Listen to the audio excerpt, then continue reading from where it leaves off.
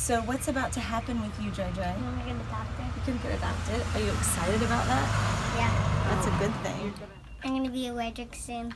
Yes. Awesome. What's your name gonna be? DeAndre Bell Wendrick. DeAndre Bell Redrick. That's right. I love that is too cool. Yeah. Are you excited about that? Yeah. I hope so. That's good. That's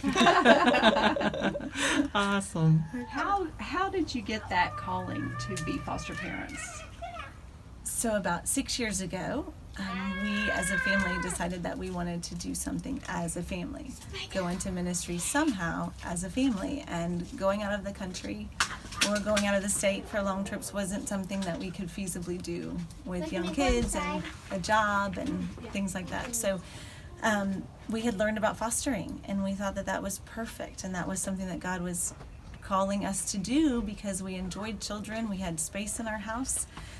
We had love in our hearts, and we had a passion for this because we knew about hurting kids and we knew about the need here in Marion County, which is enormous. So we felt like it was something that we could do. And so about 6 years ago, we started taking our classes and then got our first child in January of 2013. And you've had 13, did you? Yes, Dre is who we have had for the past 3 years, but before him, we had 12 before him. So in those first couple of years, we had 12, but we only take one child at a time because we've always said Lane and Faye, our biological children, have needs as well, and we don't want them to be resentful or upset if they feel like they're missing out. And fortunately, so far, they haven't felt that way. They are such a part of this process. Maybe even a bigger part than us because they can relate so well to these kids and they love them unconditionally. Awesome. How do you feel like the pillowcases would be something good for these foster children that are coming into the system? Right. So typically when a child gets placed in foster care, it's a traumatic event, arguably maybe the most traumatic event of their life. Because all of a sudden their world is changing. They are not with their family and they don't understand why. They are with strange people. They are sitting in an office waiting to be placed with a foster family. They don't understand a whole lot. The investigator will go through the house and try and gather things for these children to take with them, but most of the time they're clothes that don't even belong to them. They might belong to a sibling.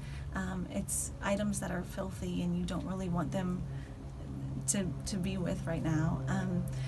So they basically have nothing of their own, and it's a very scary day for them. And then they end up going to a family, and it's again scary because they don't know who this family is. So what I love about the pillowcases is it's something that they will be given in that moment of fright for them, in that moment of uncertainty, when their whole world is changing.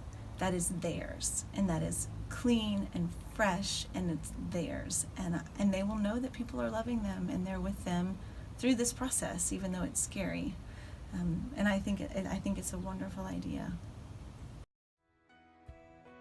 In the streets of every village, every city soaring tower, empty people live in darkness, every minute, every hour.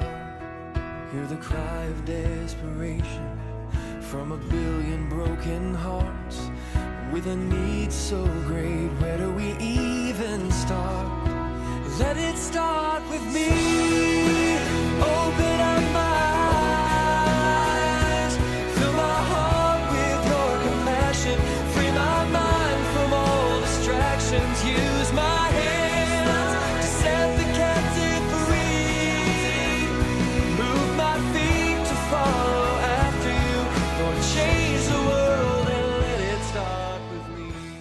What is a way that our church could help through this program and with fostering or with doing pillowcases, or do you have any thoughts about that? Absolutely. Not everybody's called to be an actual foster family.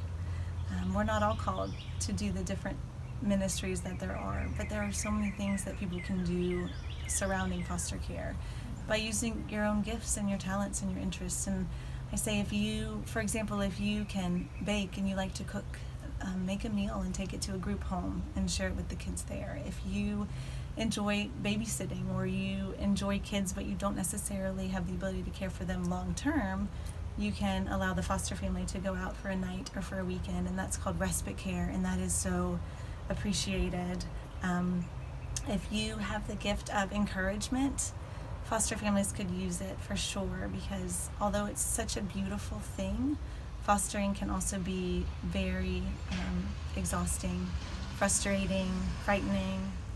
If you're a person with the gift of encouragement, foster families could certainly use the encouragement, because fostering is a beautiful thing, but it can also be challenging and frustrating and exhausting and sometimes just heartbreaking.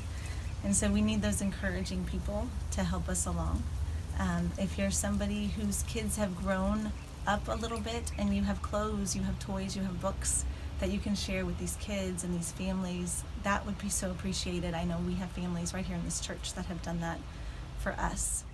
If you're a person with compassion and grace, these foster children could certainly use it. I think oftentimes we feel like these children should perform and behave as our biological children do, or children that are in your family, but their measuring stick is so much different because they are traumatized, they are damaged, and sometimes it's physically and you can see it, and sometimes it's diagnosed and you know about it, but most of the time it's in their brains, it's in their hearts, it's part of who they are, and it's a permanent thing.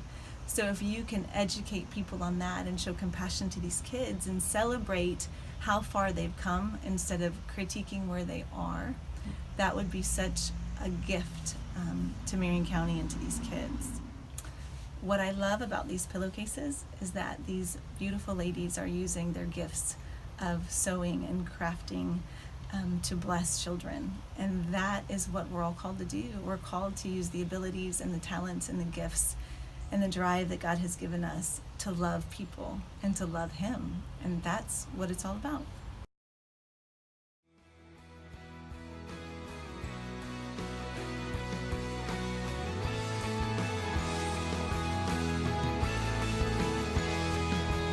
You've given us the orders, there's a place for everyone.